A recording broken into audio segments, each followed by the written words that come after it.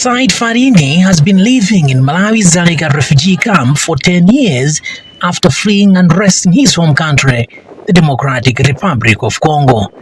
Because I was working as a human rights defender, and in a country called the Democratic Republic of Congo, you can just see democracy is only through the name, but it's not in reality. So yeah, that's why we decided to leave the country. The Dzaleka refugee camp, originally built to hold 12,000 people, is home to over 50,000 refugees and asylum seekers, mostly from the DRC, Burundi, and Rwanda.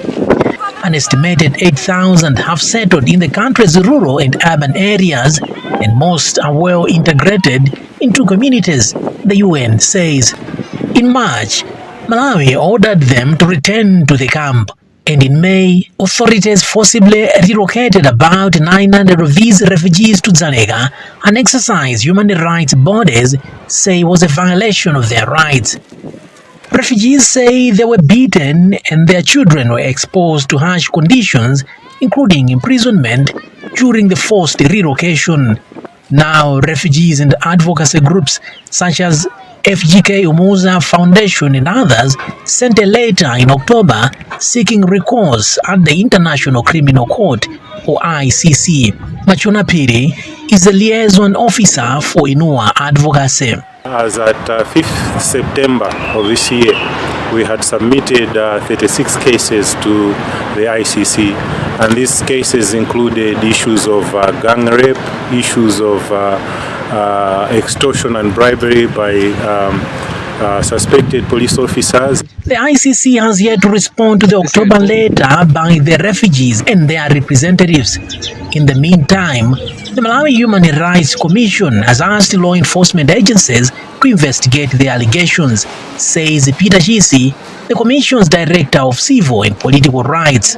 Law enforcement agencies have been accused of stealing money as well as property from the refugees. There have also been allegations of violations of children's rights, especially, for instance, where children were detained with adults in prison. There are also some allegations that some women have been sexually abused and so on and so forth. Chisi said these abuses happened in May during the forced relocations. But Malawi Minister of Information Moses Kunkuyu says that the government imposed the relocation according to the law and is committed to protecting the rights of refugees and asylum seekers. The process was communicated that we would want to make sure that in line with international protocols, those that are called refugees, they must really be accorded the status of refugee. The African Commission on Human and People's Rights says Malawi has regressed in the protection of refugee rights since the government issued a similar 2021 directive for refugees residing outside Dzaleka camp.